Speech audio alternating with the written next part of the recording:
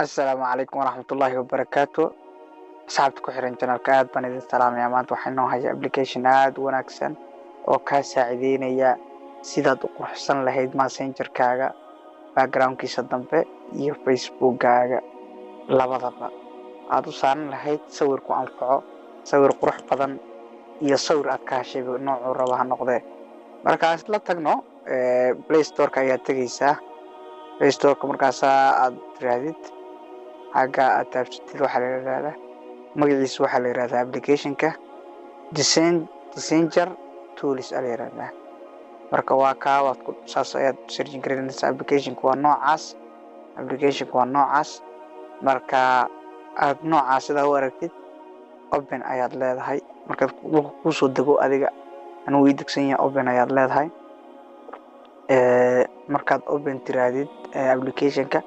xagan ayuu ku keenayaa shaashada noocaan ayuu ku keenayaa shaashada nooca markuu keeno labadan shaashada mid jiifta mid jooga ah ayaad maxaa dhahay ayaad taabsanaysaa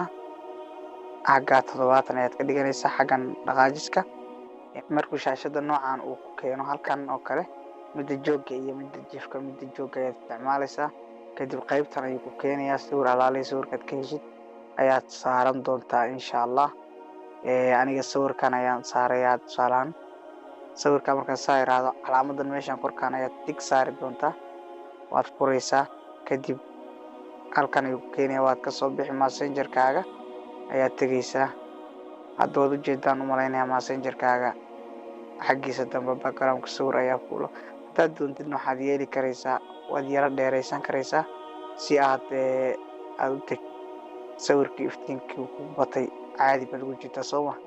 marka sidan waa yeeli karaysaa lambar 2 waxaad kala tagi karaysaa Facebook-gaagana eeg Facebook-gana waa ka markaad furtid sawirada dhexdooda saas ugu dhex jirtaa waa ka marka saas aad dhex isticmaali kartaa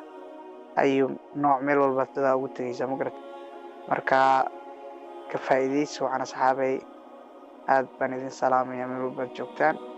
waxaan idin ka codsanayaa inaad channel-ka noo saartaan subscribe